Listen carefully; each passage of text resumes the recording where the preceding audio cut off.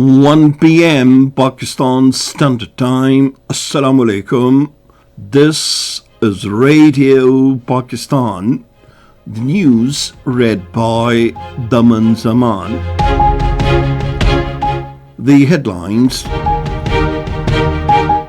The Deputy Prime Minister and the Iranian Foreign Minister in a telephonic conversation have discussed the situation in the region.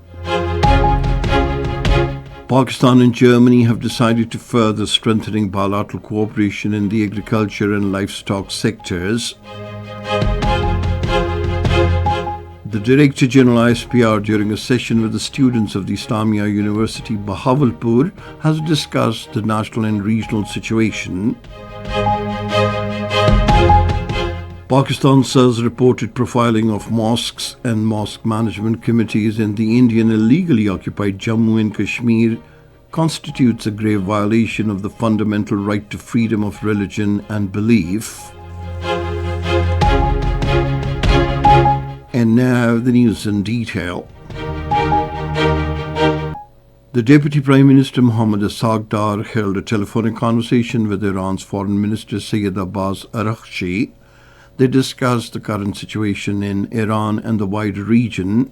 Asaghdar expressed hope for peace and stability, and both the sides agreed to continue bilateral consultations on matters of mutual interest. Pakistan and Germany have decided to further strengthen bilateral cooperation in the agriculture and livestock sectors.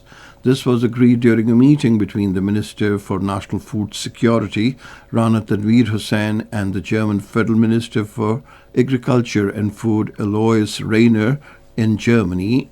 The two leaders emphasized the importance of enhancing collaboration to improve agricultural practices, food security, and sustainable development.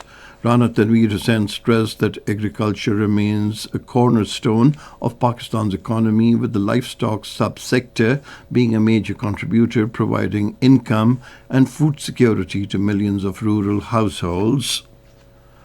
The Director General ISPR, Lieutenant General Ahmad Sharif Chaudhry, held a special session with the faculty members and the students of the Islamia University Bahawalpur, as well as various religious schools and educational institutions. The DG ISPR paid tribute to the people of Bahawalpur for their services in the Pakistan movement and stability of the country. The event included detailed discussions on the national and regional situation and the role of the Pakistan Army in national security. The participants paid tribute to the Army for standing by the nation in every difficulty. Pakistan has condemned the reported profiling of mosques and mosque management committees in the Indian illegally occupied Jammu and Kashmir. In a statement, the Foreign Office spokesperson Tahir Andarabi said the blatant intrusion into religious affairs constitutes a grave violation of the fundamental right to freedom of religion and belief and reflects yet another coercive attempt to intimidate and marginalize the Muslim population of the occupied territory. The spokesperson said these actions form part of a broader pattern of institutionalized Islamophobia driven by the Hindutva ideology of the occupying Indian government. Tahir Andarabi said the people of Jammu and Kashmir possess an inalienable right to practice their religion without fear, coercion, or discrimination. He said Pakistan will continue to stand in solidarity with them and will persist in raising its voice against all forms of religious persecution and intolerance targeting the Kashmiris. Pakistan's permanent representative to the United Nations, Ambassador Asim Iftikhar Ahmed, has called for the impartial, consistent and effective implementation of the United Nations Charter to prevent conflicts and resolve disputes peacefully. He was speaking at a high-level discussion titled The United Nations Charter at 8 Conflict Prevention and Resolution, hosted by the Permanent Mission of Pakistan.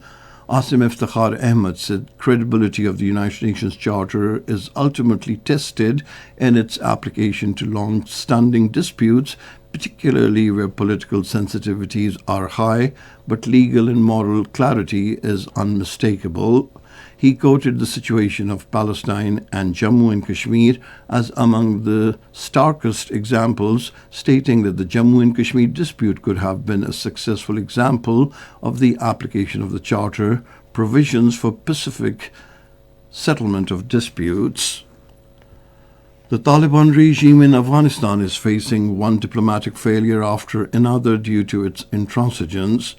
Most countries are strong critics of the extremist ideology and militancy of the Afghan Taliban after the deportation of illegal Afghan citizens by several countries.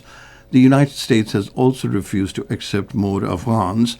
According to the Middle East Eye, the Trump administration decided to close a camp in Qatar, which was established for the resettlement of over 1,000 Afghan nationals in the United States.